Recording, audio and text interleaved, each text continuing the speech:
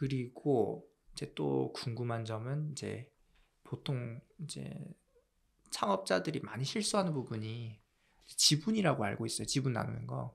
이제 예를 들어 특히 공동 창업을 했을 경우에 어떤 경우를 많이 봤냐면, 저도 이건 좀 간접적으로 겪은 건데, 처음에 우리가 시작할 때 야 우리 3명 창업했으니까 30, 30, 30 오케이? 그렇게 했는데 실제로 법인에서 이제 투자를 받을 기회가 있어서 법인을 만들려고 하는데 막 주변에서 그렇게 하면 안 된다. 그래서 몰빵을 해야 된다. 그냥 뭐 대표이사한테 뭐 그런 얘기하면서 자기 지분을 포기해야 돼. 갑자기 확 줄어드는 거죠. 그래서 자기가 야 이거 배신하냐? 왜 우리 이거부터 묻죠? 이러면서 막 서로 네. 싸우고 이런 경우가 생각보다 꽤 있는 것 같더라고요. 그래서 제 주변에도 한번 봤고, 그래서 이런 부분을 미리 조심해야 될 것 같은데, 지분에 대한 부분을 어떻게 좀 우리가 미리 이해하고 가면 될까요? 그래서 싸우셨어요?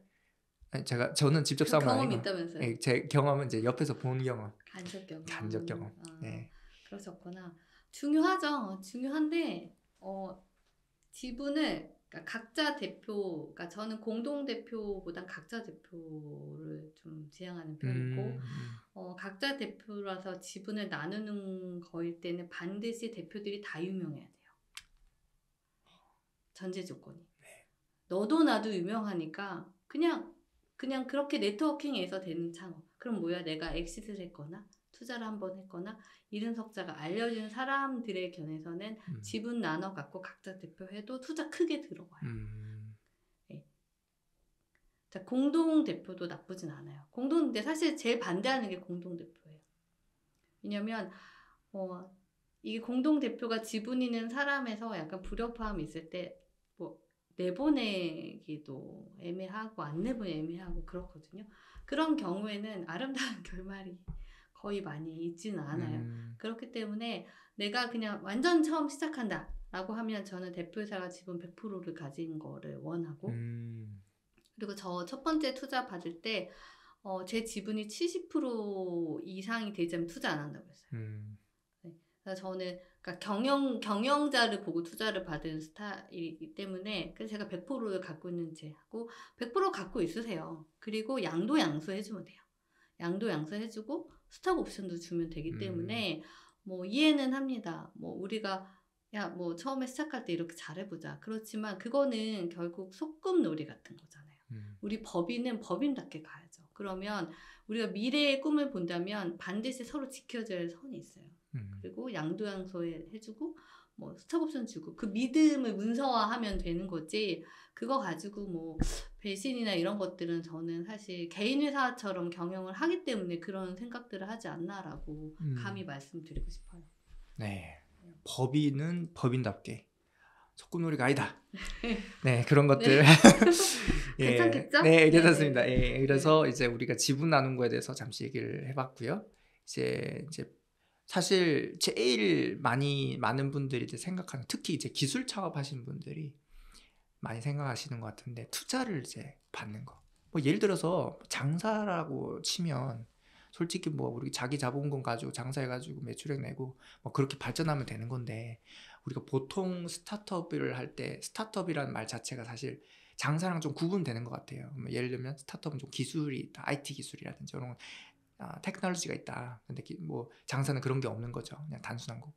그러면 이제 그런 기술 기반 스타트업들이 대부분 투자 받아서 그잖아요.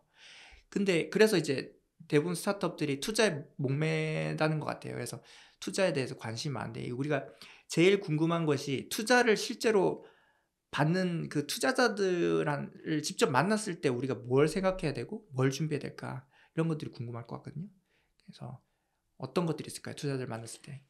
일단은 조금 투자자분들, 그러니까 저는 이 얘기를 많이 해요.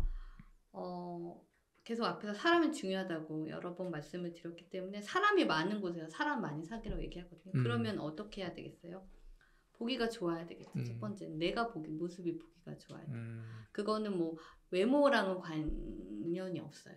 네. 그래서 보기가 좋아야 되니까 그런 것들이 있고, 뭐 투자자들에게 명함을 많이 주시는 분도 있거든요. 근데 그거 별로 이렇게 포인트가 있지는 않아요. 포인트가 있지는 않고 그 안에서 투자가 이루어지긴 되게 어려워요. 그거는 창업자분들의 생각이라서 네트워킹은 그 안에 있는 다른 데서 많이 일어나는 거예요. 그럼 어떻게 해요? 지인의 활용을 많이 해서 투자자를 소개받아서 그 한 투자자를 가지고 계속 타고 들어가서 내 투자 네트워크를 만드는 게 되게 중요하거든요.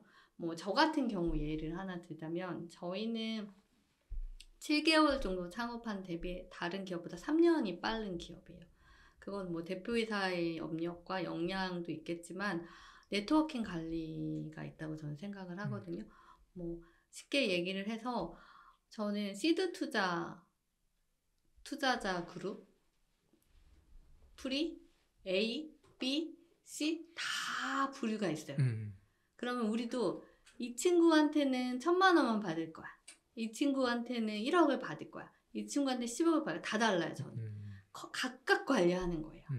이런 스킬이 필요하다는 거죠. 그냥 뭐 1,000만 원 받는 사람한테 저 10억 투자 받고 싶어요. 이거 안 되니까 투자 그룹도 내가 이렇게 좀 구분해서 좀 가려서 그렇게 해서 가야 되고, 또 하나는 매력 어필이 하기가 되게 어려우실 거예요. 보통 인사하면 뭐 하세요? 대표님 뭐 하세요? 이러면 뭐 이러다가 예 감사합니다 뭐 이메일 주세요 끝이거든요. 그러면 보내지 말라는 뜻이에요. 그리고 네 명함은 이제 안녕이라는 뜻이에요. 그래서 그 안에서 뭔가 이루어진다는 거 굉장히 착각이고, 차라리 그럴 바에는 IR이나 데모데이를 많이 다니시는 게 좋겠고, 이런 것들 하시면 돼요. 딱 한 명만 찾으세요. 딱 한 명. 나한테 우호적인 투자의 멘토링을 해줄 수 있는 실제 현장에서 뛰는 투자자 한 명만 물고 늘어지는 거예요. 무조건. 그럼 그 사람이 그 다음은 해줄 거예요. 그 한 명을 찾는 건 여러분들이 찾으셔야죠. 그 한 명만 찾으면 그 한 명이 다 소개시켜주고 다 가르쳐줘요.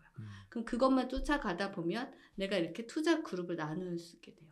그렇게 해서 제가 네트워크를 만들어가는 거예요. 무조건 우리가 한 명만 찾는 거예요. 그거를 좀 해보시면 그건 좀 쉬우시겠죠? 네네네. 그렇구나.